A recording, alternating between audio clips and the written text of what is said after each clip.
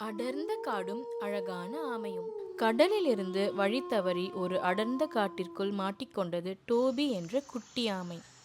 அந்த காட்டிற்குள் மிகுந்த பசியில் இருந்த பென்னி என்கிற ஒரு குரங்கு அதை பார்த்து அதை கையில் எடுத்துக்கிச்சு. பயத்தோட இருந்த டோபிய பென்னி பாசத்தோட பார்த்துக்கிச்சு. காட்டோட மிருகங்கள் எல்லாம் வந்து பென்னியை மிரட்டினாங்க. காட்டு வாழ் உயிரினம் தான் இங்க இருக்கணும், கடல் உயிரினத்துக்கெல்லாம் இந்த காட்டுல இடம் இல்லை.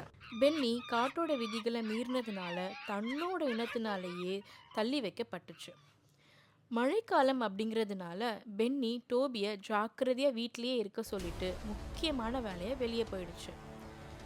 பென்னியோட பேச்சை கேட்காத டோபி வீட்டில இருந்து வெளியே வந்து காட்டு நண்பர்களுடன் ஜாலியாக விளையாடிட்டு இருந்துச்சு.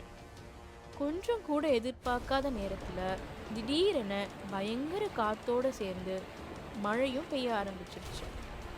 டோபியும் அதனோட நண்பர்களுக்கும் என்ன செய்யறதுன்னு தெரியாம மழைக்கு பயந்து ஒரு பெரிய இலைகளின் நடுவில் மறைஞ்சு ஒளிஞ்சுக்கிட்டாங்க. வெள்ளம் தடம் புரண்டு வந்து எல்லாவற்றையும் அடிச்சு போயிடுச்சான். வீட்டிற்கு திரும்பி வந்த பென்னி வீட்டில் டோபியை காணோம்னு தெரிஞ்சு பதறி வெளியே ஓடி வந்து அந்த வெள்ளத்துல டோபியை தேட ஆரம்பிச்சிச்சு. அங்க நிறைய மிருகங்கள் வெள்ளத்துல மாட்டி இறந்து கிடந்தாங்க. பென்னி தன் உயிரை கூட பொருட்படுத்தாம டோபியை ஒரு வழியா தேடி கண்டுபிடிச்சிருச்சு. டோபி, என்னோட ஃப்ரெண்ட்ஸ் எல்லாரும் வெள்ளத்துல அடிச்சுட்டு போயிட்டாங்க, அவங்களையும் காப்பாத்து ப்ளீஸ் என ஹெல்ப் கேட்டுச்சு. பென்னி அவங்களையும் காப்பாத்துச்சான். டோபி பென்னி கிட்ட சாரி கேட்டுச்சு.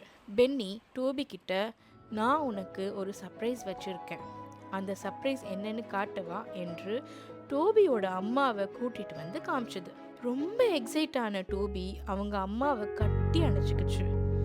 ஒரு வழியா சந்தோஷமா டோபியும் தன்னோட அம்மாவோட தங்களோட கடலுக்கே திரும்ப போயிட்டாங்களாம். பென்னி இவங்களை ஹாப்பியா வழி அனுப்பி வச்சுட்டு டோபி கூட சந்தோஷமா இருந்த எல்லா மெமரிஸையும் யோசிச்சு பார்த்து ரொம்ப சந்தோஷப்பட்டுச்சான்.